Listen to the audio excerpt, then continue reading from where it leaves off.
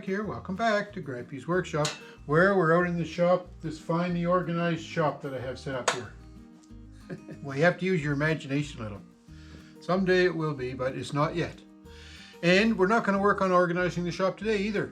I've got another project that I need to get at. I have a Stihl FS90 bushwhacker, whippersnipper, brush cutter, whatever you want to call it. And it's getting hard to start, so I'm going to have a look at that and see if I can figure out why it's so hard to start it. Okay, so here's the whippersnipper. It's a Stihl FS90, like I was saying. It's getting kind of old, long in the tooth. I think it's 15 years old, but anyway, it's a great machine. I like it. What I like about it is got the handlebar grips on it. Let me get her situated here a little better. The handlebar grips, and I also have a harness for it that's pretty neat too. I like that. It goes over both shoulders. Has a nice hip holster on the side that hooks onto this eyelet here. So it balances the whippersnipper pretty nice, so you can whippersnip for quite a period of time by standing up straight, and you can adjust the handles, and it's nice. And the wide handlebars makes it really easy for swinging it back and forth to cut whatever it is you're after to cut. It's getting hard to start it, and I'm not sure why, but because it's getting on 15 years old and I don't drain the gas out of it. It's a four cycle engine that's in it, the 4-stroke engine, but it takes mixed gas because there's no oil sump in it. And I'm thinking it's been a long time since I've never ever touched the carburetor on this since I got it. It just, you know, at the start every spring you pump the primer button and it primes it up, and the next thing you know it starts. Sometimes it's hard to start, but usually it goes pretty quick. So I'm thinking the carburetor is just getting clogged up with junk. So I'm going to try to have a look today, see what's up with that, maybe take the carb off and give it a once over. So we're going to start by taking the air filter off. Earlier this spring when I tried to start it, I had a hard time getting it to go, so I took the air filter right out. And I had never changed the air filter in the 15 years I owned it, so I got myself a new air filter. The primer button is still good. I never had this carb off before, so I'm not exactly sure what's all involved with that. A lot of the hoses are stiff. Now, as with a lot of Stihl products, they give you a scrunch. So I'm going to take this orange cowling off just to see if I can maybe get easier access to the carb.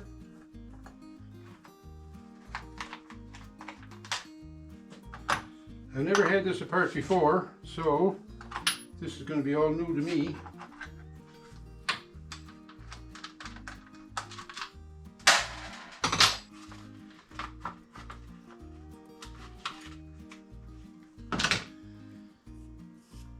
What a beast, eh? So I think I'll take the plug out and we'll give her a tug, check for spark, make sure we have good spark, and then I'm going to look at seeing what I can do here on this carburetor.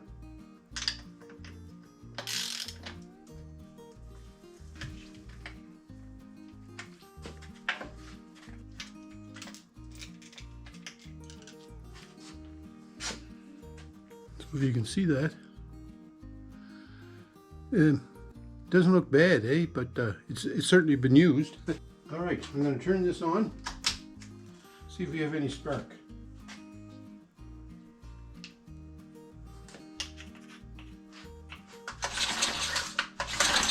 Oh yeah, nice spark. I think I'll check the gap on that just to be sure. I'm not sure what the gap should be. They're usually around 30. But whoa, 20, 25 won't even go in that. All right, I'm going to have to check and see what the gap should be. But for now, we'll just leave it like that. And what do we need to do to take this carb off? I'm kind of nervous taking the carb off because there's so many little, you know, cables and everything. Well, it looks like there's 2 nuts on here that will take this air cleaner cover off, but that's going to loosen up the whole carb. So anyway, let's take those off and just see what we can find out. What the heck?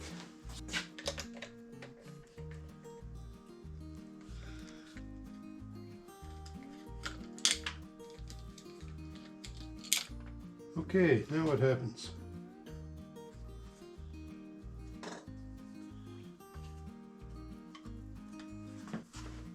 There's another torque screw right here that's holding this shield on.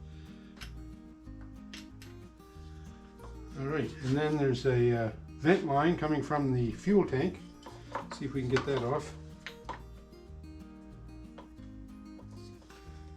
See, this is what I'm afraid of. I'm going to end up breaking one of these fuel lines.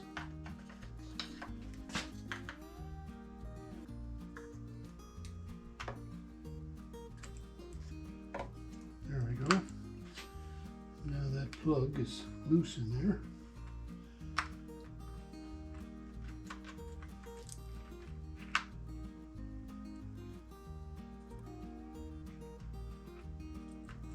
You know what?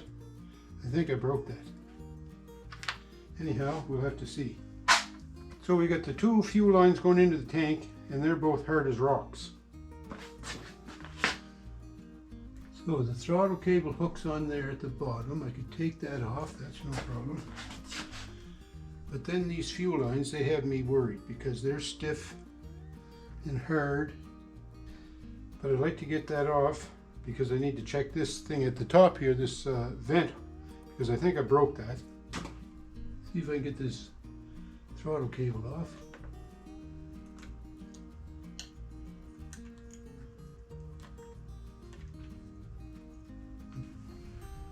There's the main fuel line on the back of it there,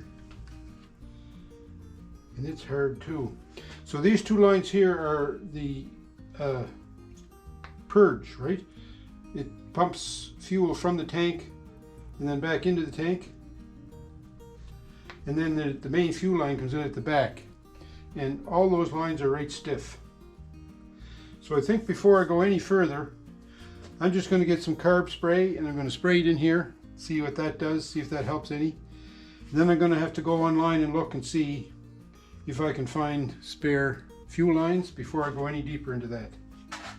The other thing I want to check is, did I actually break this? It came apart so easy, I don't know that it's broken. I don't think it broke. I think it's just, that's the way it goes. Okay, so kind of a disappointing repair here because I'm scared to break or crack those hoses. I don't want to go near them, right? Because I don't have spare parts and I want to get this thing going for tomorrow.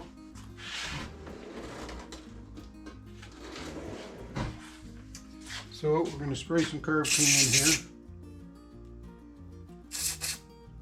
I guess this is a lazy man's way to clean it.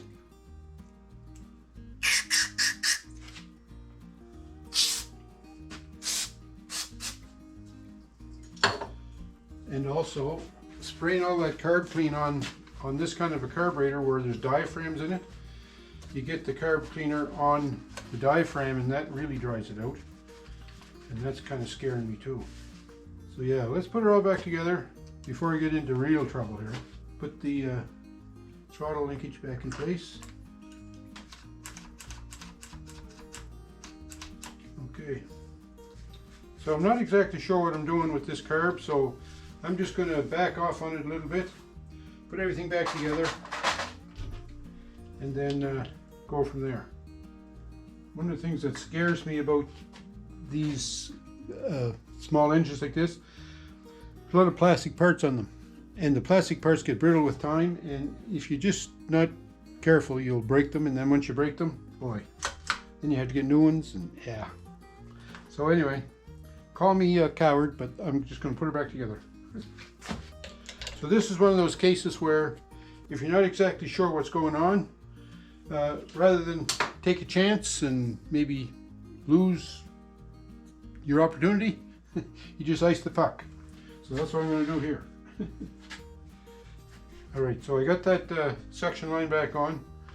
I didn't take any of the other lines off. You're messing around with something that you're not exactly sure what you're doing, and you end up causing yourself more problems.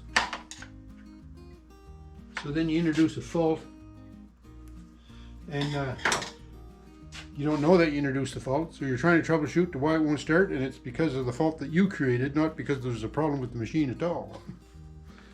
Okay, so I was checking, and the gap of this plug is supposed to be 0.5 mil. I don't know how many thousandths that is, but I have a 0.5 mil. Well, it's 20 thou.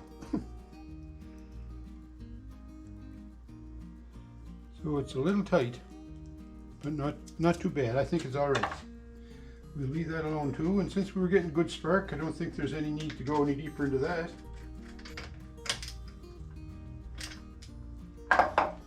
We'll put our top on it here. And then we can put our air cleaner back on, or air cleaner cover. Now, I wonder, can I get it to start? Put the choke on. Prime it a bunch. There's old fuel in it too, you know, that could be something to do with it.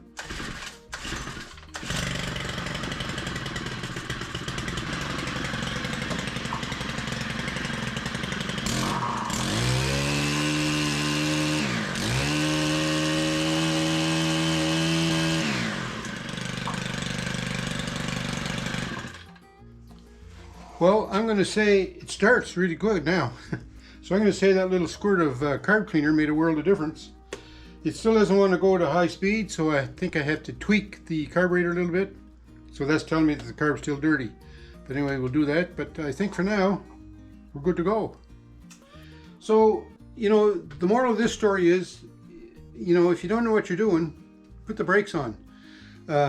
Unless what you're working on is just not working. Like if this whippersnapper wasn't going at all, then maybe I'd dig deeper into it, because what have I got to lose, right? It was broke before I started, still broke when I finished. But because it was kind of halfways working, I didn't want to ruin it. So I'm going to do some research now to find out, you know, more about this little whippersnapper engine, to see how to get into the innards and take the carb off and things like that. And see about ordering some of those fuel lines, because they're so dried up, and I'm afraid I'm going to crack them. So yeah, if you don't know what you're doing on a working machine, you better exercise that old mechanical principle and just leave her. Thanks for watching, folks. Sure hope you have a great week. Let me know in the comments what you think. Would you have dug deeper into this to see, you know, if the carb needed a really good cleaning, or would you just squirt some carb cleaner in like I did? And also, don't forget, thumbs up me. That's always nice. Take care. Have a great week. Hey, we'll talk to you.